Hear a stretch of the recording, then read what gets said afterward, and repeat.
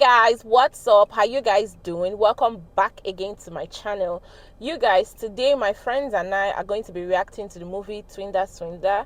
If you have not seen that movie, it is trending on Netflix right now, so just head to Netflix and actually see the movie because it's such an eye-opener.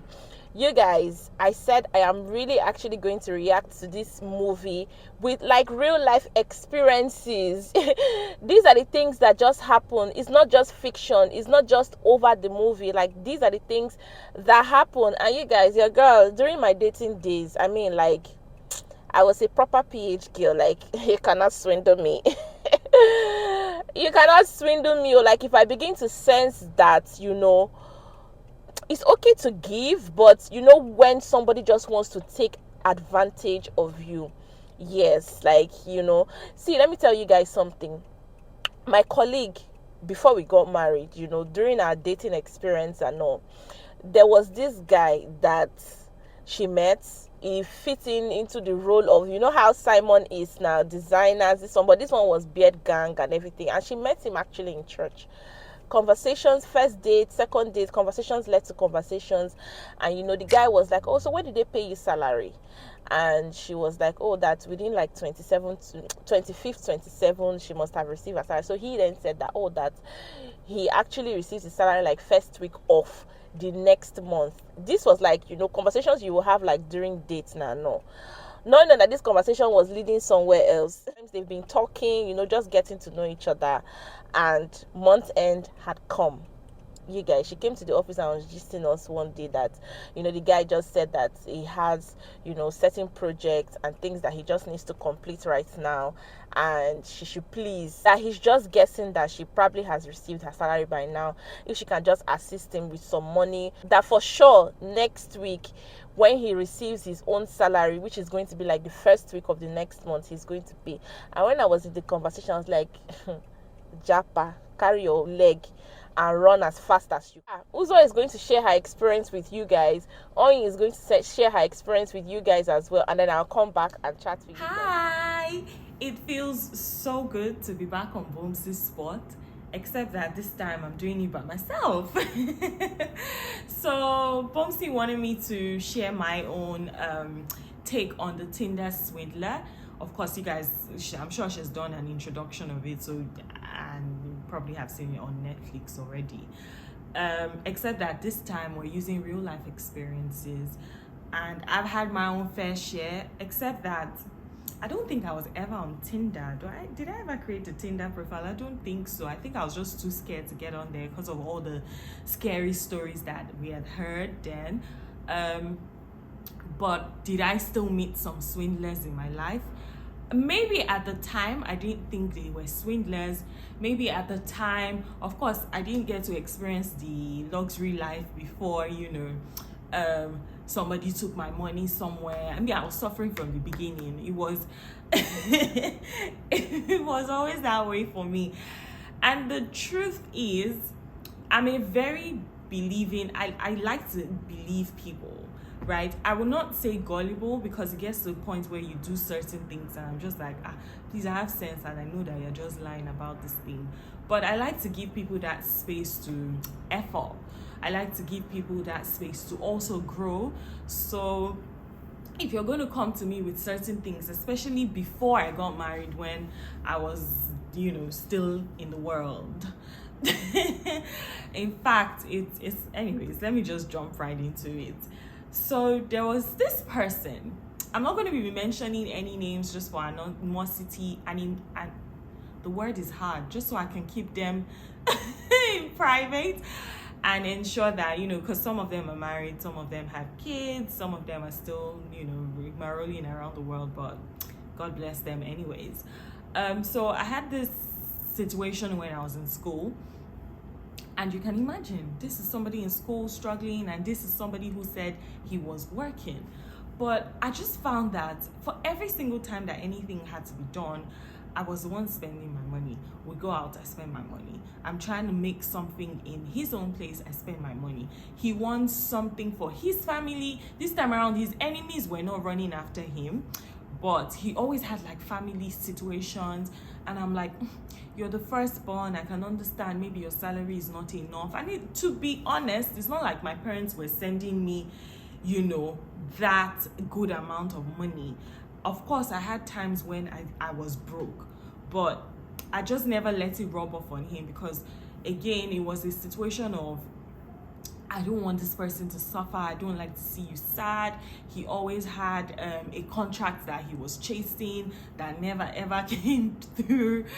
And I found myself spending and spending and spending and spending until one day I was like, enough. I've had enough of this. I don't want to fall for any more lies. I've given you a chance to, you know, come through and prove yourself, but I think you found a mugu, right? And I had to let that go. That was back in school. Now, fast forward after school. Of course, this is still the same me, who doesn't really like to see people sad. And then there's this person who came along, and of course, he's like, oh, he had already started to bill me, right? But God knows where I was even finding all this money, to be honest. I don't know, and I wasn't stealing from anybody. And, you know, work wasn't really, really solid for me at the time, but I know that I had money to at least spare. And then this guy was like, oh, he needed to change the 4 tires of his car. Wait, oh. So I was on my way to camp or back from camp. I know I had my NYC outfit on. And then this guy calls and he's like, I was on my way back. They had just paid, you know, that advance money they pay you when you're on camp. And then, by camp, I mean the NYC camp. I'm not talking about church camp. And this guy calls and he's like, oh, he's stuck on Third Mainland Bridge. He fears for his life. Sorry, I'm definitely not adding to it. He's like, he fears for his life. He's on Third Mainland Bridge. 2 of his tires just burst. They want to tow his car. He doesn't know what to do. And, you know, he starts to get all emotional on me. And I'm like, wait, so what exactly can we do? And then he's like, oh, and then I could hear cars passing, obviously. So I believed. And then he's like, oh, I want to change that. He needs to buy brand new tires. And right now he left his ATM card at home. I'm like, but you live on the island. What were you looking for on the mainland? He's like, yeah, that he was trying to reach me and I couldn't get through to me to tell me that he had a meeting on the mainland and it was a money meeting. So once that deal goes through, he promises to pay me back for these 2 tires that I'm giving to money for the 2 tires that I was giving to him. And then Alawi just entered now. I'd not gotten placement. Oh, I had a placement already, but I had this money in my account, so I sent it to him. I can't even remember how much it was at the time. Then a week later, he comes and he says, oh, he thinks it's just right for him to change the other 2 tires, because what's the point of running on 2 new tires and 2 old tires? And that he's assuring me that in 2 weeks from the time the company was going to pay the business, whatever thing that he went for in Ikeja was going to pay off. So I said, okay, that's fine. I still had the money, so I gave it to him. I can tell you that 2 weeks since, maybe 5-7 years ago, 5-6-7 years ago, if I'm not mistaken, still hasn't come through. So after that situation, I was just like, you know what, I'm not even about to repeat the whole I want to give you money kind of thing. So I let it go. Maybe he would have paid me back if I was patient enough to wait and see for the contract to come through, but I wasn't interested. Then I get to the one who tells me that this guy constantly had contracts, like he constantly had deals from any kind of business you can think about in this world: cleaning, cars, selling of electric devices. At some point, he even told me that he was selling stuff to the army. And I'm like, but I never really saw this merch. Like, you would say you have a bunch of things that you need to ship to XYZ company, and then when they pay you for the things that you're sending, you pay me back. So my deal was that I wasn't working with customs, but I was constantly paying shipping money. Like, I always just found myself like week in, week out, oh, I need to send this pay shipping money. Oh, this person is owing me. Oh, they haven't paid me. Oh, blah, blah, blah, blah, blah.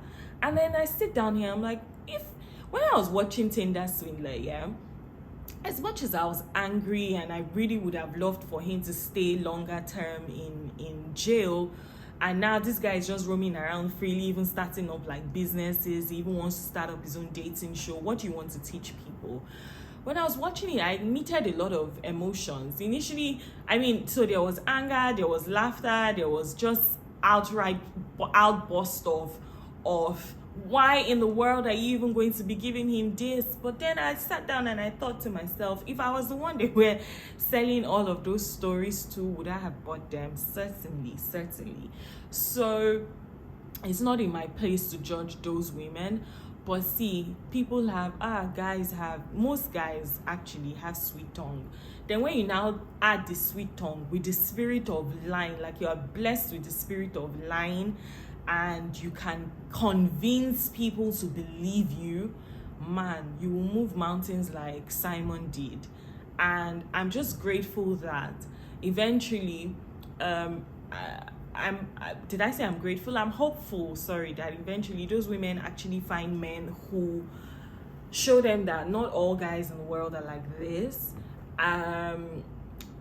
Tinder isn't such a bad place to be on, but please shine your eye. And even when you're not on Tinder, just with your day in, day out with guys, wherever you find yourself, you have to be smart. You need to be sure that, I'm not saying it's bad to give people money, I'm not saying it's bad to help your partner, but just make sure that it's not a reoccurring thing. And if it's reoccurring, at least see substantial evidence that, okay, this thing is going to pay off eventually, before you start making all those investments. If I could get back all the money that I spent on this somewhat swindlers, I'll be throwing you all a party, and you can be rest assured that I'll be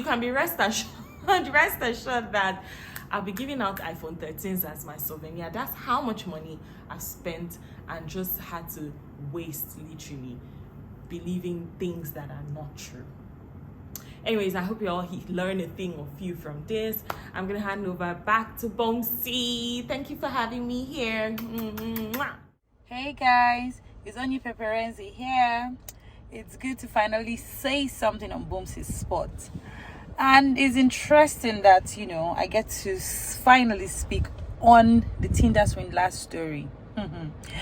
My people, you see Tinder Swindler, it is real. It is real. We have a lot of Tinder Swindler guys in this Lagos roaming around. Well, not just Lagos, Nigeria as a whole. I'll be sharing my personal experience when before I got married to my husband. And funny enough, this happened while I was dating my husband. You know those dating times where you and your man will break up and you'll be like, please, I'm not doing it again, I'm breaking up with you, I'm not interested in this relationship anymore, I'm going to go and find better fishes out there. Hey, in that time when I was fishing outside, I attended a wedding of one of my colleagues. And at that wedding, I posted a picture of myself with the hashtag of the wedding. And shortly after I posted that picture, the next day, yes, it was the next day after the wedding, some guy who was also in attendance of that wedding posted a picture as well with the same hashtag. He found my picture, and next thing he sends me a message on Instagram saying that, you look so pretty, I saw you at a wedding, you look so good, I'd like to meet you, blah blah blah. We started gisting. I checked him out and saw that, okay, yeah, he was actually at the wedding.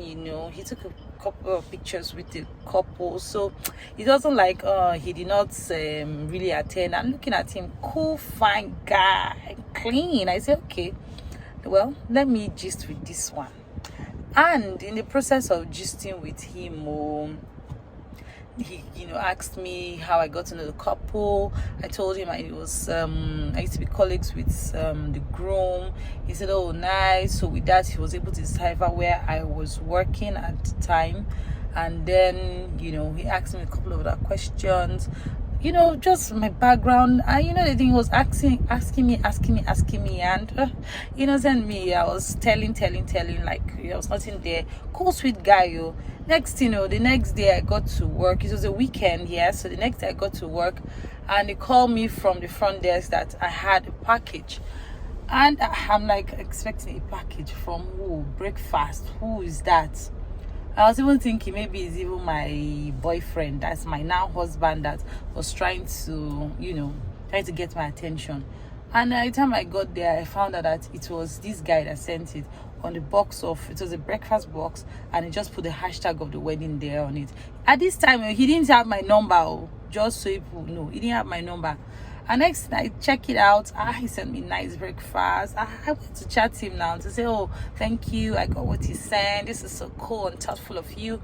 He said, oh yeah, you deserve it, that's so cool, this, that. Oh, what are you doing later? Let's go have lunch. Oh no, I had a busy day that day. Okay, so what next? Oh, there's this really cool restaurant in VI, is this, is that, what, classy. The guy like big things.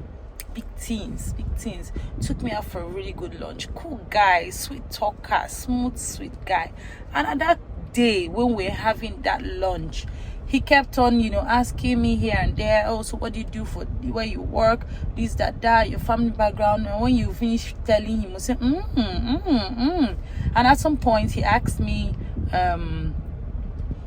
he was trying to gauge what I was earning, and he gave a range, based on something that a conversation led to it. In fact, he structured the conversation to lead to that point, and then he asked me what I was earning. No, he didn't ask me directly, but he was able to decipher a range, and he was like, big girl, nice, okay, that's good. My dear, my people, like that, he was just thrilling me, sending me messages, checking me up in the morning. Where are you going? Oh, you got into the gym, blah blah. And next thing, my dear, after 1 week or thereabout, he started telling me of how he's expecting some of his consignments. He sells cars. He's expecting some cars. This what, and he needs to pick up some money because he needs to bring in more cars. He sends me pictures, send me car walk, his workshop, package himself well, and he said, in fact, that this could even be some form of investment for me. That you're making some good money as a young girl. Come and invest in this thing. Bring it to one, like two cars. You can clear them off, sell them off to be yours. This what? When I just say these things, they say, hey, I don't understand. I never know this one. Reach 1 month. Don't they ask me for money? My sisters, at that point in time, I don't know, there was just something that just struck a very, very, very, very serious chord in me and said, this guy seems to be one of all these Lagos guys. And I was really vigilant to pick that signal really, really quick. Immediately, I declined sending anything to him.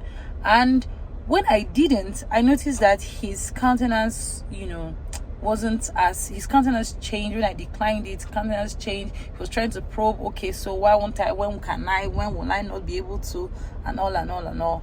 At the end of the day, I didn't send it. I noticed he started withdrawing, and that was like a defining factor for us. And the good thing is we didn't even take it far. He brought out his own really quick. Nobody told me to go back and find my real love, my sweet husband, and know that these Lagos streets are not smiling. All these Lagos boys are out for blood. But well, truth of the matter is, these things actually do happen, especially for young girls who are at a place where they are trying to find love. We're all there, today, thank God, we're happily married. But trust me, there was a phase, we went through this phase, through this journey where you meet different guys, and there are different promises and different experiences. My advice to young ladies is be vigilant, be prayerful, open your eyes, not just open your eyes, shine your eyes. While you want to get stuck on a guy with your emotions, you need to be mindful of a lot of things. You need to use your head. You need to use your head, and use your head very well. Don't just play it by the heart and emotions, and oh my god, he's doing all the right things, he's sending me flowers, he's sending me breakfast, he's calling me, he's this, he's that, he's that. Oh my goodness, when a guy wants you, he will do all that. The thing, men are really smart. They know what women want. They know women want gifts, women want calls, know women want attention, they know want all these things, and they'll give you all these things when you want to get something. But in the midst of all this, just be vigilant. And I also say, be mindful the kind of information you give a guy, especially when you're just meeting him. While you'll be open, be careful the kind of information you give. So you find out one thing that is a lot of these guys do is that they get all the information about you. They keep on extracting from you, and you find out that at the end of the day, you don't know much about them. In this Twinder story, if you realize, the ladies knew, apart from what he showed them, they didn't know so much more. They couldn't pinpoint anything about him. He was never in any location at any particular time. He was always here, there. So it's enjoyment every time. But he knew where they were staying. He knew their house addresses. He was able to verify lots of things about them. So be careful, while you get into relationships, meet guys, use your head while you do it, and be prayerful, my dear. Pray. There's nothing God, be prayerful. Let your spiritual antenna be alert as well, because your spiritual antenna can also help to guide your physical antenna. So that's my 2 cents on the story. Anybody who hasn't watched the movie should please go and watch it. It's an eye-opener. It's also interesting. It's a documentary on real life experiences of some ladies, and feel free to share your own stories while I go and brush my hair. In fact, it's not the truth. I left my brush in the house, and I'm just getting to the office, and I realized that I don't have a brush to brush my hair. But who cares? Only Paparazzi is a baby girl, and I'll just do like it's the style. Bye, people. So you guys, I hope you enjoyed, and I hope you learned like 1 or 2 things from these real life experiences that Onya and Uzo had to share on here, my channel. I hope you learned like 1 or 2 things. You guys, I can understand like when you're in love, and sometimes for women, when we are in love, we lose our senses. But please, please, like once your instincts is telling you something is off, please, please put it in check, and weigh 1 or 2, and if you need to carry your legs and run, please run. But anyways, I hope you guys enjoyed this video. Don't forget to smash the subscribe button, like, share, comment, and I most definitely will see you guys in my next video. Bye.